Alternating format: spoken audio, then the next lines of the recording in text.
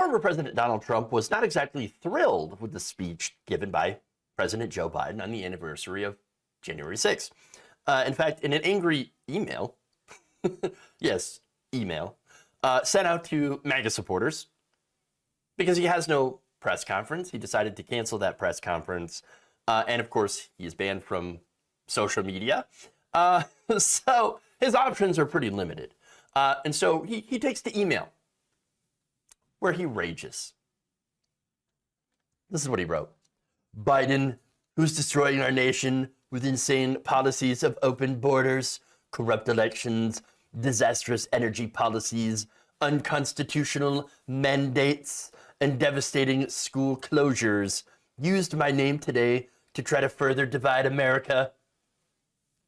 This political theater is all just a distraction for the fact that Biden has completely and totally failed. Our country no longer has borders. Really? Has totally and completely lost control of COVID. Record numbers. I love how he put that in parentheses. Record numbers.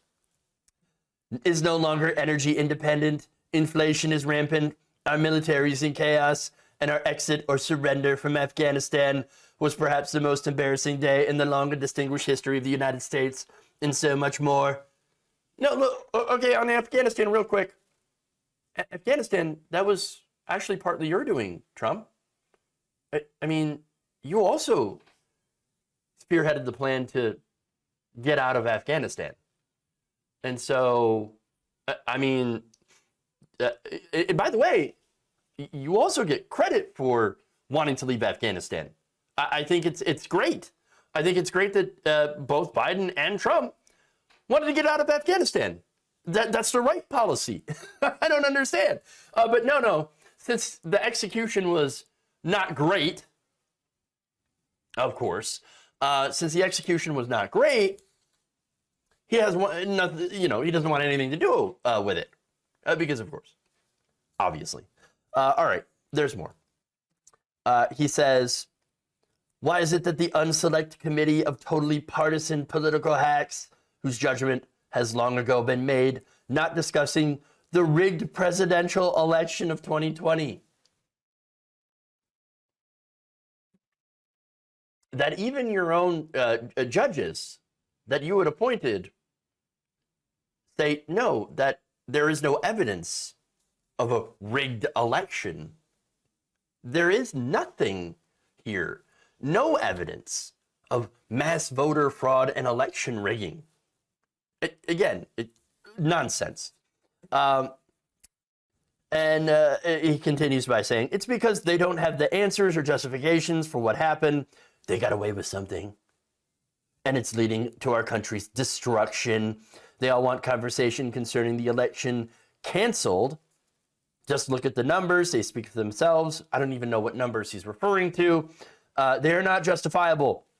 So the complicit media just calls it the big lie, when actually the big lie was the election itself.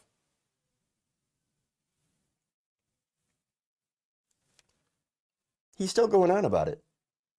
Like, he's so incredibly salty. Like, the guy's like super triggered. Again, Fox News, biggest cable news channel in the country, endlessly talked about the election. Endlessly.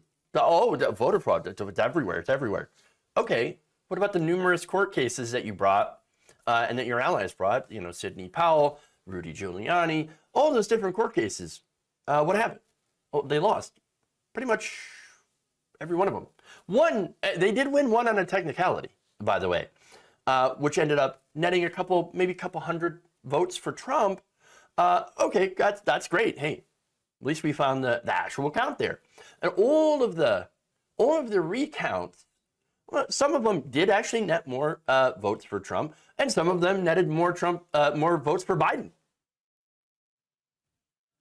And so, but it wasn't enough to change the outcome of the election. But yet he still continues. He continues. And the guy is molding. He can't let go. Still today, he can't let go. Because of course. And here's the thing, right? A lot of what he said here is just it's just total nonsense. Biden, for example, has continued essentially the same kind of border policies as Trump. It's not really that much change. I mean, you still got kids in cages. And so, come on. Not only that, but look, again, I mentioned the so-called corrupt elections and the voter fraud. Turns out we're finding voter fraud from Trump supporters. In fact, you had a fourth person from the Villages in Florida that was charged with voter fraud just this week. It's among others that have been charged with voter fraud. Again, in very, very infinitesimally small numbers, you find that Trump supporters, Trump voters, were the ones voting and doing voting fraud, trying to vote twice or voting in their dead relatives' names. Come on. And look, as far as our energy policy is, what's going on with that, it really hasn't changed that much. But what has changed in a big way to affect prices is demand. Gas prices went down during the pandemic because nobody was going anywhere. And now the demand is back up. And now also, as a result of the pandemic, you have OPEC Plus. OPEC Plus, a literal oil cartel made up of different oil producing countries. So they got together and they're like, we lost a lot of money during the pandemic because people were not buying gasoline, they weren't driving. And so here's what we're going to do. We're going to get together and we're going to just cut supply. When you cut supply, that raises prices. Oh, look, higher gas prices. You have inflation, you have supply chain issues. Those are real. And now as far as energy independence, though, you really can't be energy independent. That's a fallacy. It's a joke. Because the way that it works here in this country and all over the world, in most countries, is that private corporations pump the oil out of the ground domestically, right? And so as far as how it works in America, they pump it out of the ground, they send it to Texas, they refine it, and then they sell it on the global market. That's it. That's not really energy independence when we're buying our own oil back from the private corporations. Now, what would be different is if we nationalized our oil. Like, I don't know, Venezuela, they did that. Or Alaska, for example. Now, Alaska, look, under Sarah Palin, she sent out oil checks to every single Alaskan citizen. That policy turned out to be incredibly popular. You know why? Because it was socialism.